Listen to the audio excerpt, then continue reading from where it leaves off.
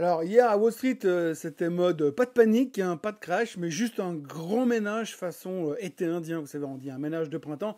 Bah là, on a le ménage de la fin du mois d'août. Les Magnificent Seven ont volé par la fenêtre, Nvidia, Microsoft et toute la clique étaient dans le rouge. Résultat, le Nasdaq perdait 1,5%. Mais le plus drôle dans tout ça, c'est qu'en fait, la moitié des autres valeurs, elles n'arrêtaient pas de monter sur le S&P 500. Moralité, la bourse n'est pas en train de s'écrouler, elle est en train de trier ses jouets, pour l'instant. Sauf qu'on ne se débarrasse pas des stars pour rien, hein. Tout le monde se couvre avant le vrai spectacle de la semaine. On commence avec les minutes du FOMC meeting ce soir, et puis ensuite Powell qui parlera vendredi. Et si on va chercher un peu plus loin, on aura bien évidemment les chiffres de Nvidia le 27 août. En clair, hier, Wall Street n'a pas flippé, on a juste réduit les voiles. Bienvenue dans ce Morning Bull Live, je suis Thomas Veillet, nous sommes le 20 août 2025 et Trump n'est pas encore prix Nobel de la paix. Mais ça ne saurait tarder.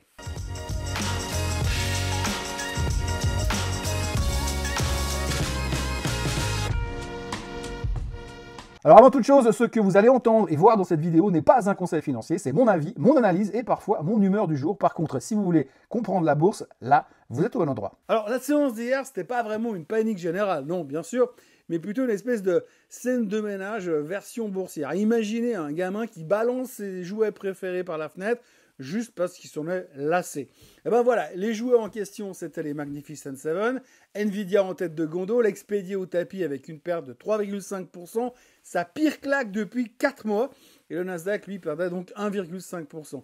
Et au milieu de ce carnage, le seul qui s'en sort pas trop mal, c'est le Dow Jones, cette espèce de vieux diesel qui a même osé pendant un moment frôler son record historique avant de finir inchangé. Et le plus savoureux, c'est que plus de la moitié des valeurs du S&P 500 étaient en hausse, donc non, la bourse n'est pas en train de trembler, c'est pas Titanic qui coule, c'est juste un espèce de balle de stars qui se prennent une rafale. Microsoft, Tesla, Amazon, Alphabet, Apple, Meta, toute la bande était dans le rouge, y compris Nvidia, bien sûr, et forcément, quand 37% de l'indice sont ces mastodontes, impossible de résister au vent contraire. Alors évidemment, le doute s'installe, hein. Que se passerait-il si demain Nvidia ou Microsoft faisaient un profit warning? On l'a vu hier, l'hyper-concentration dans la tech, c'est sympa quand ça monte, mais par contre c'est un sacré cauchemar quand ça se retourne. Le mini sell-off de la séance de mardi nous a donné un petit peu un avant-goût de tout ça, un apéritif si je peux m'exprimer encore ainsi. Si tout le monde se rue en même temps au canot de sauvetage, ça peut vite tourner Titanic, mais version accélérée. Sauf qu'hier, l'histoire n'était pas là, pas de crise existentielle, juste une opération réduction de voilure parce que la suite du programme, c'est pas franchement relax, hein. Ce soir, on aura les minutes de la Fed qui risquent de montrer que Powell et ses collègues ne sont plus exactement sur la même longueur d'onde. Vendredi, Powell himself sera au micro et au vu de son humeur actuelle, personne n'attend un discours motivant façon pitch de start-up. Et puis le 27 août, Nvidia publiera ses chiffres trimestriels. Là, c'est simple, soit ça nous catapulte de nouveau au plus haut de tous les temps pour Nvidia et pour le marché, soit on comprend que si l'été a été brûlant, l'automne pourrait être carrément incendiaire. Et donc hier, les pros ont fait ce qu'ils font toujours dans ces cas-là, couper un peu les positions sur les stars, se mettre à l'abri et attendre. Et franchement, on ne peut pas leur en vouloir. 1,5% de baisse sur le Nasdaq, c'est une correction de politesse quand on sait que l'indice est envolé de 42% depuis le 1er avril, tiré par une Nvidia qui a simplement doublé. Mais bon, ça donne une bonne idée. Si la petite crise d'hier devient un vrai thème, l'addition pourrait être beaucoup, mais alors beaucoup plus salée. Mais bien sûr, on n'en est pas là. Là, on se prépare juste pour les événements de la semaine. Hier, c'était pas juste une petite correction de l'attaque, c'était une séance en mode préservation anti-Jackson Hole. Tout le monde s'est couvert avant que Powell ouvre la bouche, parce que Powell, cette année, il est attendu au tournant. Bon, en vrai, c'est le cas tous les ans, mais là, l'ambiance, elle est un tout petit peu plus électrique que les autres années, et on sait qu'il aime bien s'exprimer lors de ce symposium. Le marché, lui, il est monté depuis des mois avec une seule idée fixe, la baisse des taux en septembre, la baisse des taux en septembre, la baisse des taux en septembre. Les investisseurs y croyaient à 85%, presque un ticket gagnant assuré. Le problème, Powell, il est pas franchement dans un mood de fête au village en ce moment, entre l'inflation qui colle au basket, merci Trump et ses tarifs douaniers, la croissance qui ralentit, remercie Trump, et les pressions politiques, toujours Trump, décidément il est partout, et Powell est devenu l'homme que personne ne rêve d'être en ce moment. Résultat, la peur qu'ils viennent tout gâcher vendredi est bien réelle. Hier, c'était donc une espèce de séance de prise de profit basique, histoire de ne pas se faire piéger par un discours trop agressif. Mais alors attention, ce qui s'est joué hier, c'était pas juste la tech qui baissait, c'était une vraie rotation sectorielle. On vendait les actions Momentum, celles qui caracolent en tête depuis des mois, et que tout le monde adule, et on rentrait dans les values, ces bonnes vieilles actions à dividendes stables, pour pas dire chiantes, que personne ne regardait encore hier matin, mais qui sont devenues les stars de la soirée. Bref, un grand classique jeu de chaises musicales, on arrête de danser sur l'IA, et on s'assoit prudemment et momentanément sur le défensif en attendant Powell. C'est un peu comme si les investisseurs avaient dit « Bon, ok, on a fait la fête tout l'été avec la tech, mais là on se met ouvert avant l'automne. Pas envie de se réveiller qu'une gueule de bois vendredi prochain. » Reste à voir combien de temps cette prudence va durer, parce qu'on le sait, aujourd'hui, les investisseurs ont des convictions aussi solides qu'un château de cartes. Il suffirait qu'une bonne nouvelle arrive pour qu'ils oublient complètement leur prudence et retournent danser sur la table en s'arrosant de champagne dès demain matin. Alors pendant que Wall Street faisait sa crise, en Europe, c'était champagne à tous les étages. Le CAC prenait 1,2%, le DAX plus 0,5%, l'Europe plus 0,9%. On fait presque la paix depuis que Trump est en mode entremetteur entre Poutine et Zelensky. On en est presque à imaginer Trump en colombe de la paix, et franchement, vu l'ambiance actuelle, s'il finit prix Nobel, personne ne sera vraiment surpris, vu l'originalité des gars qui choisissent les prix Nobel chaque année. Du coup, les investisseurs européens se sont mis à rêver d'une rencontre Poutine-Zelensky dans 2 semaines, et connaissant ce style, ça pourrait même se faire coincer dans les bouchons genevois. Résultat, les marchés montaient en Europe et tout le monde applaudissait. Et puis il y avait un petit détail qui fâchait, c'était les investissements obligatoires des Européens dans l'armement américain. Ça, on en a parlé hier. Autrement dit, les Européens vont payer la facture de la sécurité de l'Ukraine post-guerre, mais en investissant pratiquement 100 milliards dans des boîtes comme Lockheed Martin ou General Dynamics. C'est eux qui vont encaisser. Résultat, forcément, le secteur de l'armement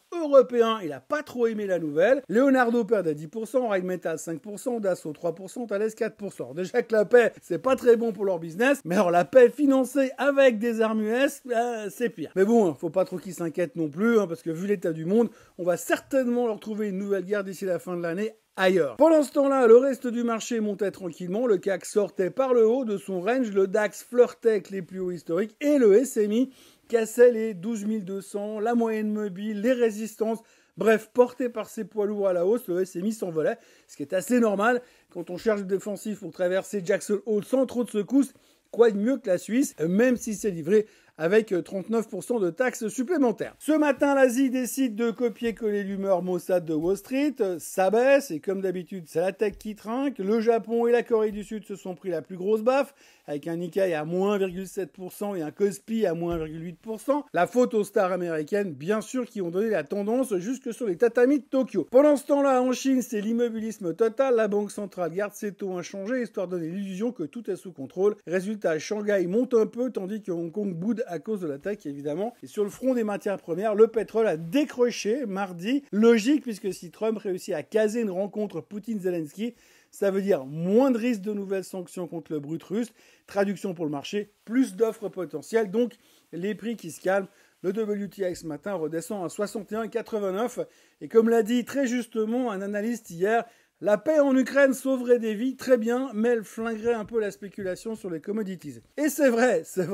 Avec plus de pétrole dispo et des céréales qui circulent plus facilement, eh bien les prix mondiaux pourraient se détendre. Bref, pour l'humanité, la paix, c'est bien. Pour les traders en commodities, c'est pas terrible. Hier, ils ont dû donc se résigner à partager leur paquet d'Alka-Seltzer avec le secteur de l'armement européen, les pauvres. Aujourd'hui, tout le monde n'a qu'un seul mot en tête, Powell. Enfin, plutôt 2 choses en tête. Les minutes de la fête, 30 pages pour découvrir que les gouverneurs ne sont plus si unis que ça. Certains veulent baisser les taux tout de suite, d'autres traînent les pieds, ambiance repas de famille.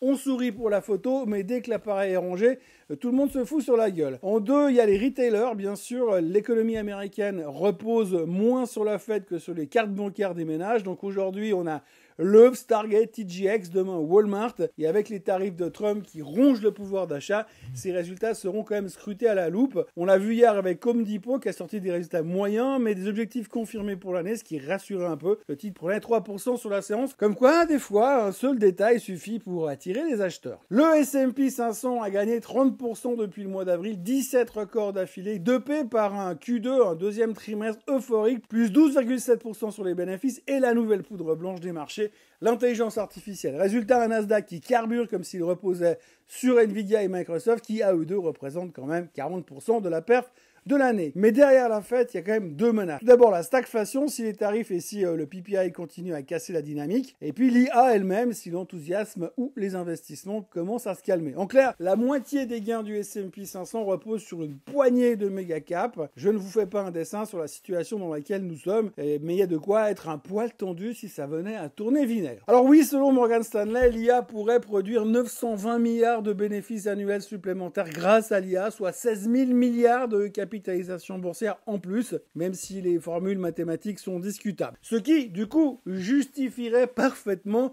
les 58 fois les bénéfices que l'on paye sur Nvidia. Tout va bien. Non, c'est pas du délire. C'est simple et c'est rationnel. Résultat, le marché flotte entre le fantasme, l'Eldorado à 16 000 milliards, et le cauchemar de la stagflation et de Powell qui douche les espoirs de baisse des taux. Hier, Wall Street a donc eu juste un réflexe assez sain, prendre ses gains, réduire son exposition, garder l'extincteur à portée de main et attendre la suite du feuilleton. Et si ça ne suffit pas, le programme du jour sera chargé de toute façon, puisqu'effectivement on va avoir les minutes du FOMC meeting de juillet, les fameuses 30 pages que personne ne lit vraiment mais que tout le monde commente, le CPI en Europe pour savoir si l'inflation fait encore de la résistance, le PPI en Allemagne et bien sûr Christine Lagarde qui devrait encore trouver un moyen de dire quelque chose sans vraiment rien dire fondamentalement. Aux États-Unis, ce sera au tour de Waller de prendre le micro juste après les inventaires pétroliers. Bref, aujourd'hui, c'est une succession de discours et de chiffres qui pourraient soit confirmer que la Fed est une équipe soudée, soit révéler que derrière la façade, c'est l'ambiance règlement de compte à hockey choral. En clair, ce soir, on va décortiquer un rapport de 30 pages pour apprendre que, aux surprises, les membres de la Fed ne sont plus aussi unis qu'ils ont bien voulu le montrer ces dernières années. Reste à voir comment les marchés, toujours aussi nerveux, vont digérer l'information. Et surtout, comment les experts vont nous l'emballer ce soir et demain matin, avec des gros titres du genre Powell divisé contre lui-même. N'oubliez pas de vous abonner à la chaîne Suisse Côte en français, de liker cette vidéo, de la partager, et puis si vous avez des choses à dire, n'hésitez pas à commenter la vidéo juste en dessous. Et puis nous, bien sûr, on se retrouve demain pour que je vous lise les 30 pages du rapport des minutes du FOMC meeting. Alors prévoyez du café et des aspirines. Excellente journée à tous, bon début d'automne, et à demain. Bye bye.